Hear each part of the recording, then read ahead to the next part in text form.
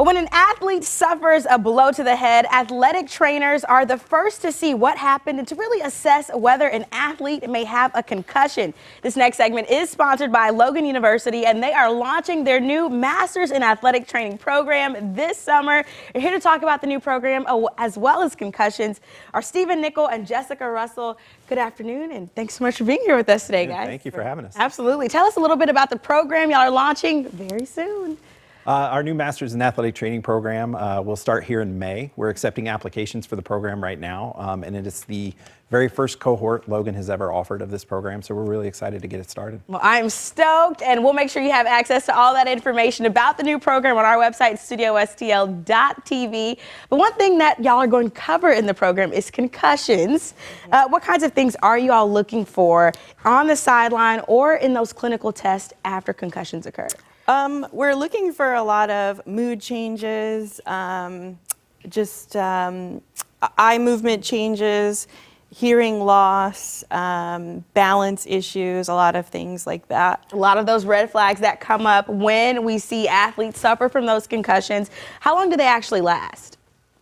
Well, that can really vary depending on the particular type of concussion, how the athlete how often they've had concussions. There's a lot of different factors that play into it.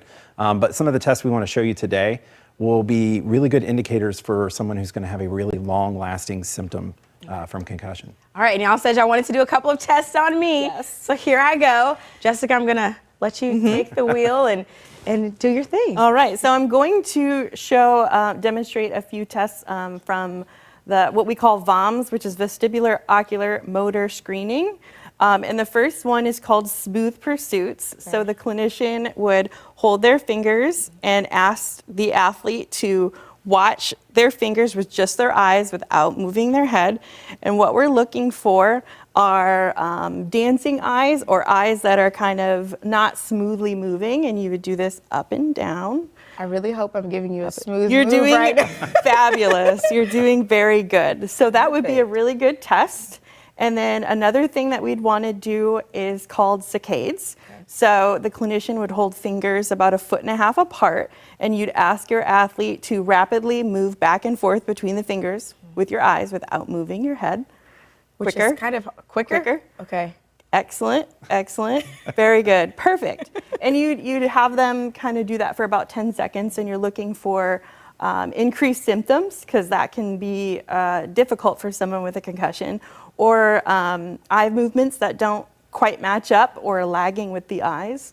And then another fun one in VOMS is you'd have your athlete hold their hands out with their thumbs up, and you're going to be looking at your thumbs. Okay. And you're going to rotate quickly while looking at your thumbs.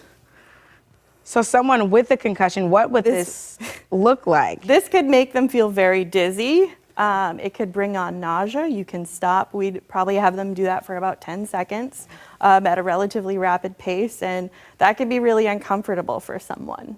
Well, thank you for those tests, and I'm glad that you know that I'm not currently suffering from a concussion. But what are some myths or common misconceptions out there about those concussions? One that we hear a lot is, do we have to wake the athlete up throughout the night to check on them? And that's not anything that we really recommend anymore. You really want them to get the rest. Yes, we want to check them to make sure they haven't increased any symptoms or anything once they wake up in the morning, but really let them get that rest so that they can recover.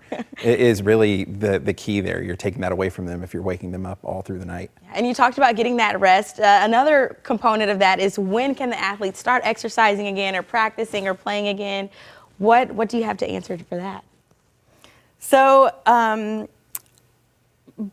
about 5 years ago, things have rapidly changed in the last 5 years. Rest used to be the main prescription for recovering from a concussion, but more and more research has focused on sub-symptom threshold exercise before the symptoms desist. So under the guidance of a certified athletic trainer and team physician, we actually typically will have athletes and physically active people start exercising while they still have symptoms, as long as they're not incredibly dizzy and nauseous while doing so, but at a relatively low level. So walking on the treadmill, biking, things like Something that, on a mild. stationary Something bike. mild, Yes. something mild. Yes. Well, guys, thank you all so much for joining us today. As you can see, both Stephen and Jessica are very well decorated. They know their stuff, and they want to get you involved in the new Masters of Athletic Training program. So if you're interested, you can head to their website at logan.edu/MAT. That MAT stands for Masters of Athletic Training. That's happening and starting this summer. So we'll make sure you have access to all of that information on our website at studiostl.tv.